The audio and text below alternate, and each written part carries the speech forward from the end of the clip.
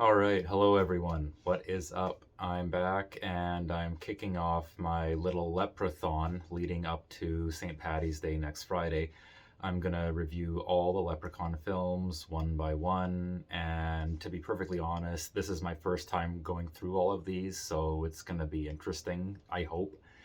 Based on this one, it will at least be a bearable experience, even if it's not like an incredibly gratifying or astonishing one. But it's never fair, I guess, to make a generalization about a franchise based on one movie. And furthermore, basing it on one movie that is not like horrible either. So I'm going to try my best not to get ahead of myself here, but I'm still not sure how this first one bodes. The one nice thing that I can say about it absolutely is that Warwick Davis absolutely commits to this part, and he's actually very good. He's about as good as this script will let him be. And I just have a soft spot for Warwick Davis anyways. I mean, like most of you, I would presume I grew up with Willow, always liked that movie. So of course I was curious to watch this franchise for the first time as well, because it gives me a chance to sort of maybe see what the guy can do outside of a fantasy film like that. He is barely recognizable behind all the makeup too, and it must have been some pretty heavy duty makeup just based on how hard of a time he seems to have moving around. There's more than one sequence where you can clearly tell that they had to speed up the footage to make him look like he was moving faster than he actually was, probably because it actually was that difficult to haul ass in that stupid costume. That's not really a knock on Warwick Davis himself. He still inhabits the character very comfortably, and he gives him a nice theatricality. There's a good sense of tongue-in-cheek to the performance. Like, I feel like he's in on the joke and he's just having fun with it. I really sense him doing his best to make this more than just an aimless sort of slasher villain. Like, he wants this guy to be doing things with purpose, or if not with purpose, just based on his own personal quirks. He wants the character to have personality and purpose that makes him distinct from other slasher icons, even though this character doesn't quite become iconic, and part of that is just because there is a bit of an identity crisis, not so much in terms of how Warwick Davis inhabits the character, but what that character represents to the world that we are seeing him operate in. But even though Davis is trying to make this all work, the script really isn't. Like, his powers and his whole just purpose as a leprechaun, or at least, as this version of a leprechaun, is so vaguely defined that there's not a whole lot of reason to really care about this character. And granted, there's more than one mention in the movie of how his powers are weakened because he's been separated from his pot of gold for so long.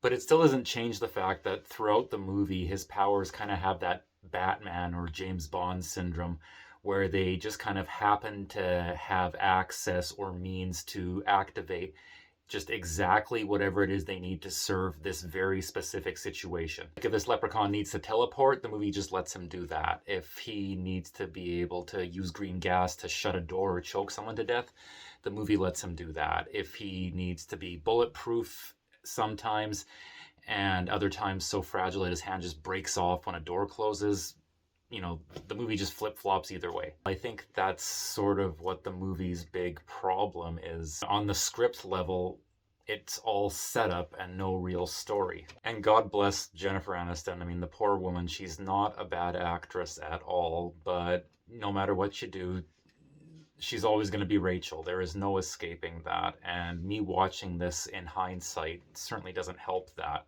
like, at all.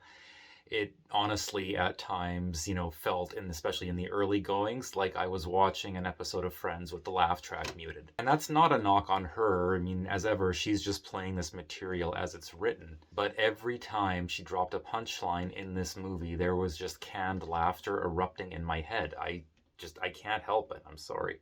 But again, despite the weak script, you still can't deny that even at this early stage of her career, Aniston's star power was very present.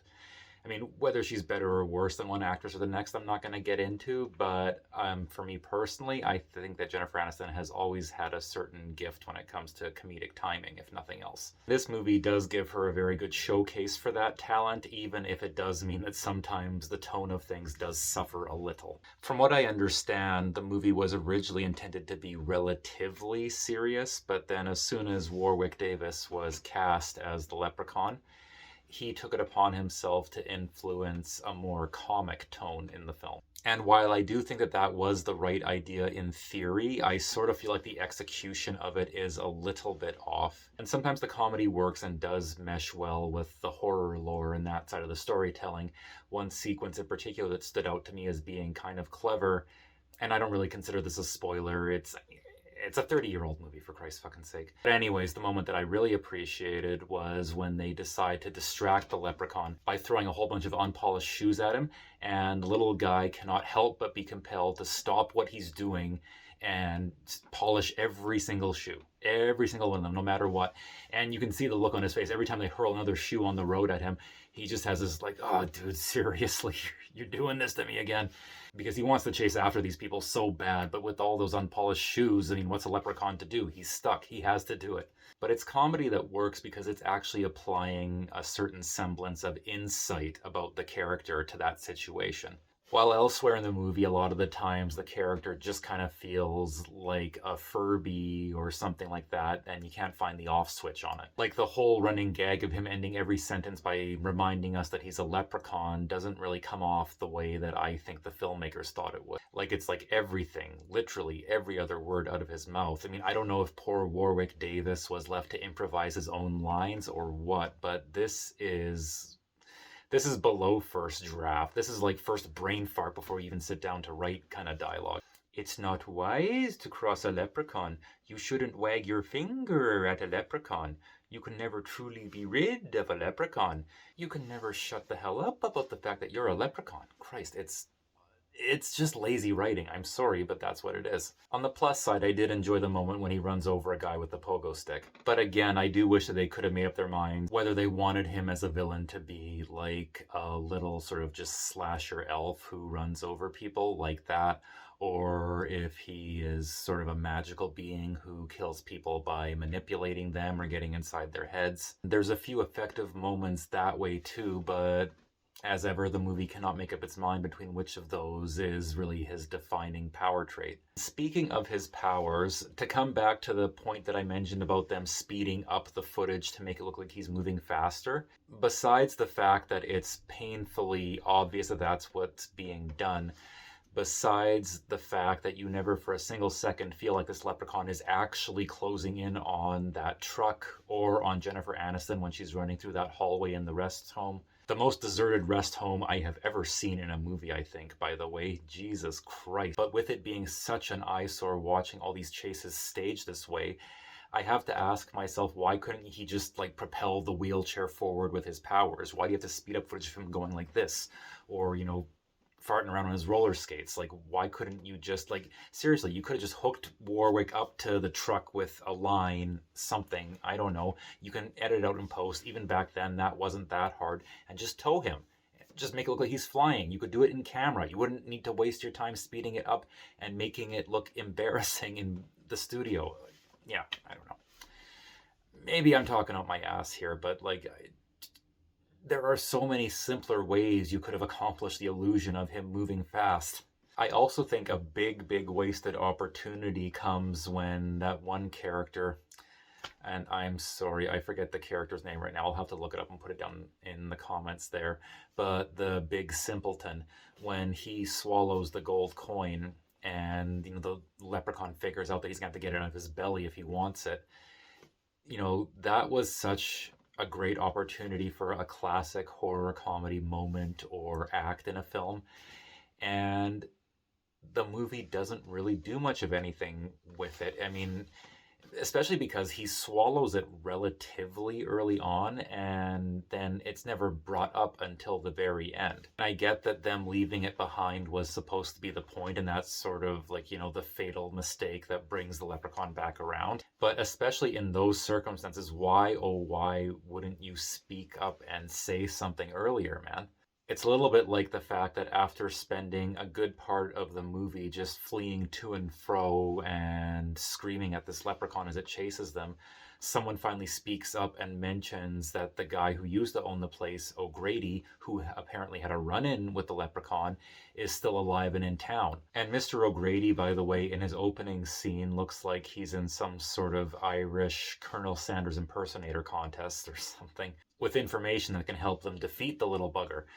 And again, like, I'm thinking, you waited until now to mention this, folks? Like, why? Why? Furthermore, the scene where Jennifer Aniston talks to O'Grady about the Leprechaun kind of manages to rip off a moment from Halloween and a moment from Silence of the Lambs simultaneously. That's quite a feat. I mean, I feel like I keep saying this in different forms, but there really isn't any kind of propulsive narrative here. It wouldn't have taken much. Like, I think honestly, like, if it were me doing this movie and I was tasked in some fantasy world with rewriting it, the first thing that I would do is I would make the character who swallowed the gold coin the primary focus of the Leprechaun's wrath.